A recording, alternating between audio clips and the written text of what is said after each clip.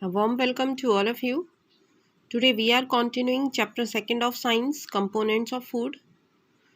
In our previous classes I told you about different components of food, carbohydrates and proteins. Now we are going to study about fats. Fats are also energy giving food. They provide more energy as compared to carbohydrates. Sometimes when we are short of carbohydrates, our body uses the fat stored under the skin of our body to maintain the supply of energy. This is why fats are called secondary source of energy. This stored fat also keeps our body warm and acts as an insulator. Eating too much fat-rich food is not good for us as it leads to obesity. This makes our blood vessels narrower, which causes high blood pressure and the problems related to heart. हमारी body में carbohydrates energy provide करते हैं. They are the component of food which provide us energy. But apart from carbohydrates, sometimes when our diet is short of carbohydrates, means हमारी diet में carbohydrates की कमी होती है, then also we need energy to do work,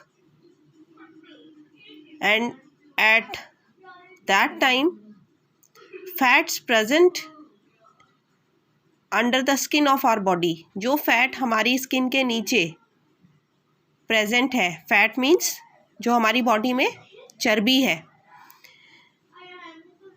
वो हमें energy provide करती है. और इसीलिए हम फैट्स को we call secondary source of energy. The primary source of energy is carbohydrates and secondary source of energy is fats. Okay,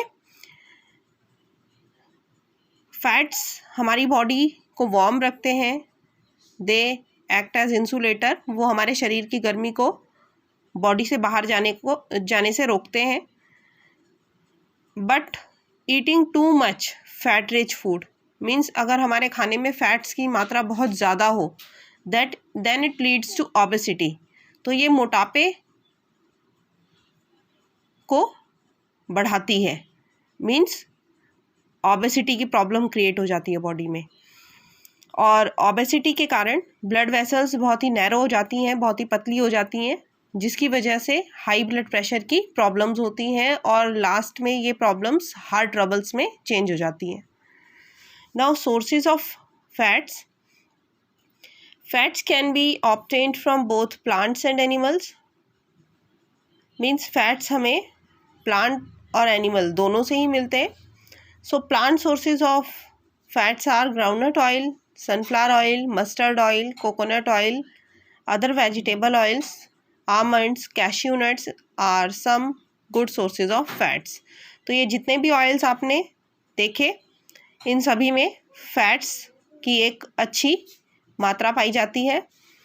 and animal sources meat, fish, egg, milk, butter, cheese, cream, ghee, these are good sources of animal fats. Okay. Now activity 2.3, aim to test the fats requirement. A small quantity of food items such as butter, almonds, etc. A piece of paper. Now in this activity we are going to test the presence of fats. For this we require food items such as butter or almonds, a piece of paper. Okay, now procedure. Take a small bit of food item, wrap the food item in a piece of paper with the help of a crusher and crush the food item. आपको एक small part लेना है food item का, चाहे आप butter ले लीजिए या फिर आमंड ले लीजिए. आपको उसे एक पेपर में रखना है और पेपर में रखने के बाद उसे क्रश कर देना है, उसको दबा देना है किसी चीज़ से, जिससे कि वो बारीक बारीक पीसेस में कन्वर्ट हो जाए. Now observation. Now straighten the paper and observe it carefully. If there is an oily patch on the paper, it is due to the fat present in the food item. Try to put the paper with oily patch towards a lighted bulb. If you can see the light faintly, the food item contains fat. In case there is no oily patch present, after crushing the food item contains no fat in it. आपने food item लिया था butter या almond, आपने इस food item को एक paper पे रखा and then you crushed it, आपने उसे क्रश किया।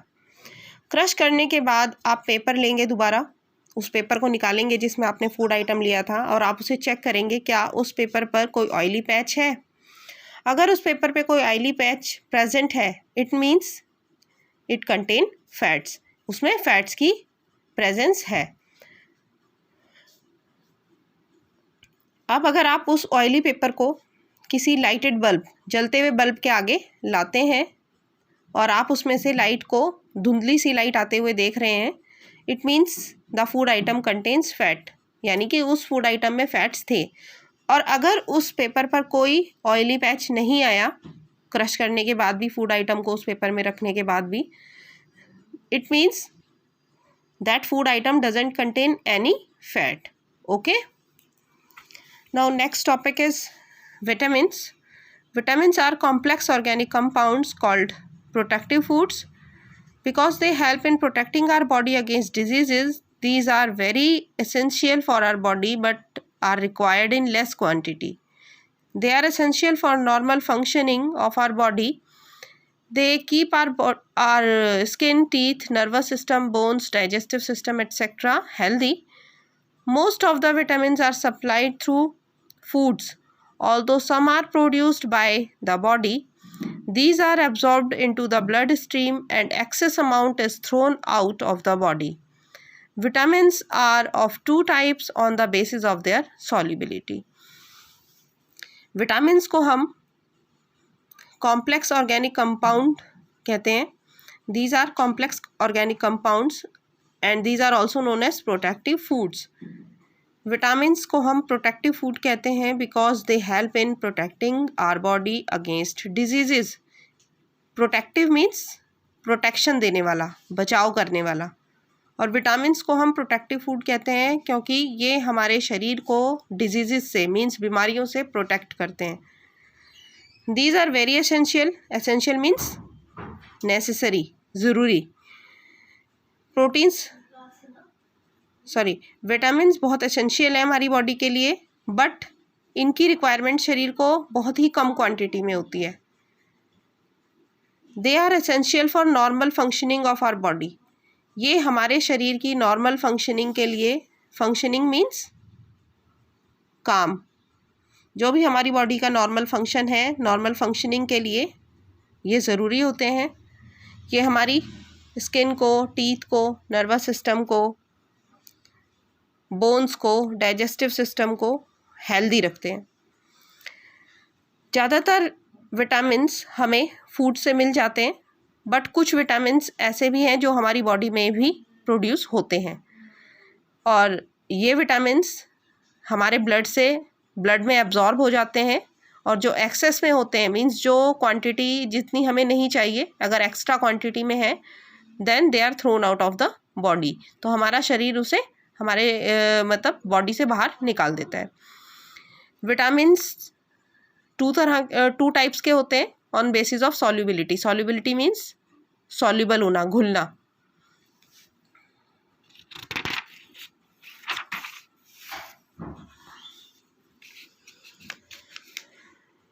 First, fat soluble vitamins. Those vitamins soluble in oils or fats are called fat soluble vitamins.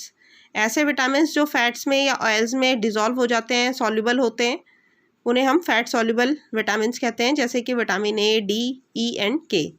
Water soluble vitamins, those vitamins soluble in water are called water soluble vitamins. और जो water में soluble होते हैं, they are called water soluble vitamins, such as vitamin B1, B2, vitamin B4, vitamin B6, vitamin B9, which is also called folic acid, together known as vitamin B complex and vitamin C. Now sources: milk, fruits, citrus fruits like amla, lemon, orange. Citrus means जो खट्टे हों, जैसे कि आंवला, lemon, orange. Raw vegetables, fish, meat, cereals, etc. Our body prepares vitamin D in presence of sunlight. और हमारी body में vitamin D खुद प्रिपेयर हो जाता है जब हम सनलाइट की प्रेजेंस में होते हैं. ओके, तो हमें सनलाइट से विटामिन डी मिलता है. So students, that's all for today. Revise these topics thoroughly. Thank you and have a nice day.